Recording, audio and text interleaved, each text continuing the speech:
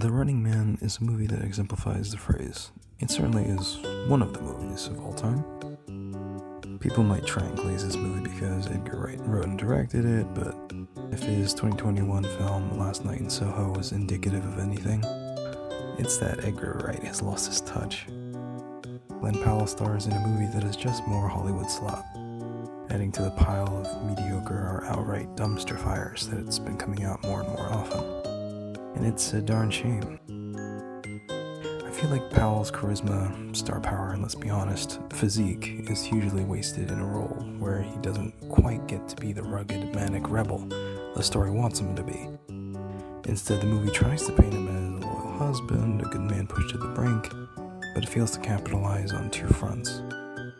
From a creative and artsy perspective, where we're supposed to see a multi-dimensional protagonist cracking from stress, violence, and the world that attempts to snuff out the good in him.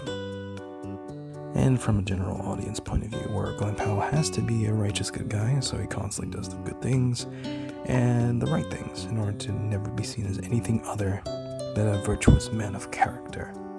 If I had to try and explain, they definitely wanted Glen's Ben Richards character to have moments where he breaks the traditional good guy mold. But at the same time, they were either corralled in by Hollywood execs or their own lack of creative vision. So it feels shallow on both ends, where Glen can neither excel at being an edgy good guy nor the straight-edge protagonist that can win over general audiences. He's too boring to be notable or memorable, and his character just has flashes of temperamental attitude. It's a whole just a bit disjointed. The rest of the cast is more or less forgettable. We've had eccentric TV hosts in film, but Coleman Domingo doesn't bring any new ground or leave a lasting impression. And for me, the whole wacky TV personality acting it up for an audience never really did enthrall me. Particularly for the closest parallel I can think of for Stanley Tucci in The Hunger Games. It's a thing, okay, whatever, sure. Josh Brolin is appreciated, but that's because he's had roles in the past that I liked seeing him in. And this film doesn't give him much to work with. William H. Macy is in the film, and that's about as much as I can say about that. Scott Pilgrim alum Michael Cera is here because he's here. Honestly, the only cast member that stood out, aside from Glen Powell's muscles, was Sandra Dickinson, who plays a crazy old lady. And aside from her manically well-done old woman routine, I looked her up on Wikipedia and found out what I know her from. She played Granny JoJo on The Amazing World of Gumball, so that's nice. In terms of visual design, nothing really stands out. Sets, costumes, locations, nothing. The world this film's contained in is just dull. While special effects, both practical and digital, aren't anything without a proper visual design and narrative to guide them and house them. This is also where the film stumbles. While the excuse can be made that this is a gritty sci-fi world, so the world isn't meant to be visually resplendent, that seems like just an excuse for bad design. Blade Runner is a dreary science fiction film, and its world is far more interesting on a visual level.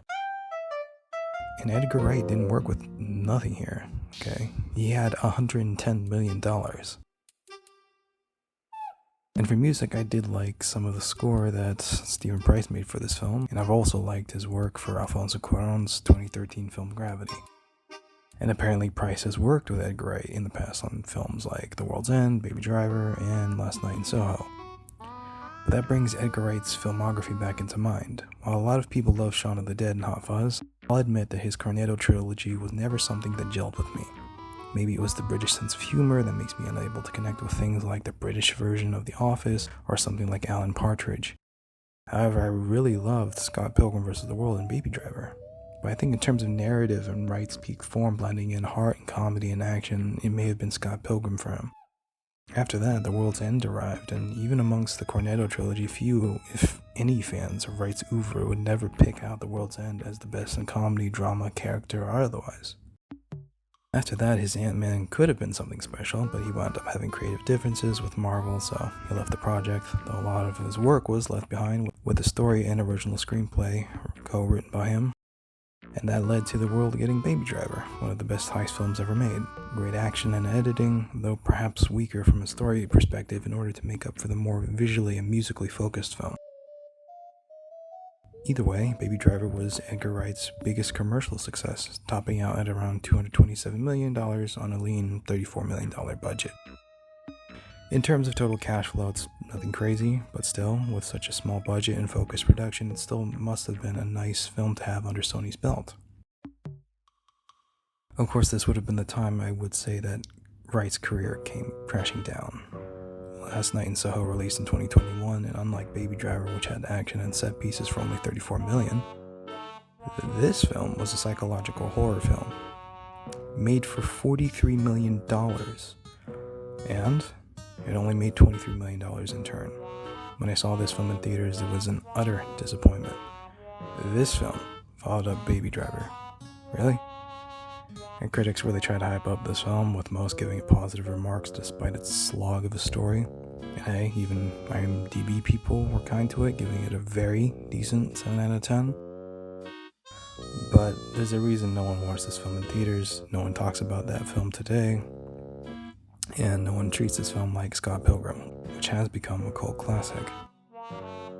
The Running Man may very well have been Edgar Wright's attempt to make up for his previous commercial failure, but he perhaps never really had a commercial sensibility. What made him famous wasn't bombast or spectacle, it was his British comedies. After that, Scott Pilgrim was niche and zany, becoming beloved because of its inherent eccentricity. Baby Driver wasn't Michael Bay excess or a Michael Bay wannabe reskin. It was a smaller but still unconventional heist film that was almost like a musical, and it found its audience. However, Last Night in Soho was a flop. I don't care what people say.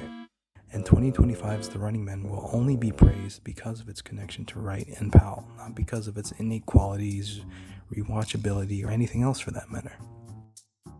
I can't believe I'm saying this, but I think I saw a Reddit comment that was right. Following a review thread on the film, there was the usual chatter. Was it good? Was it bad? Was it bad because people were expecting an Edgar Wright film? Not really. But one comment did stick out. It basically said that Edgar Wright just has to return to his wheelhouse. Either that or focus on making a script for months on end, ironing it out, and having a proper idea, well thought out and well executed. Because The Running Man is decidedly not that. It's not a good action movie, it's not a good blockbuster, the comedy falls flat, almost everything does. The story feels heavy-handed, preachy perhaps, and there are laughable moments for those with a brain, not in terms of plot, although there's that too, but in terms of the film's perception and portrayal of society. You'll know what I mean if you see it. Other than that, I would say to just wait and watch this film when it comes out on streaming. There's no reason to watch it in theaters. But hey, that's just a film review from a random guy on the internet, so what do I know? Peace.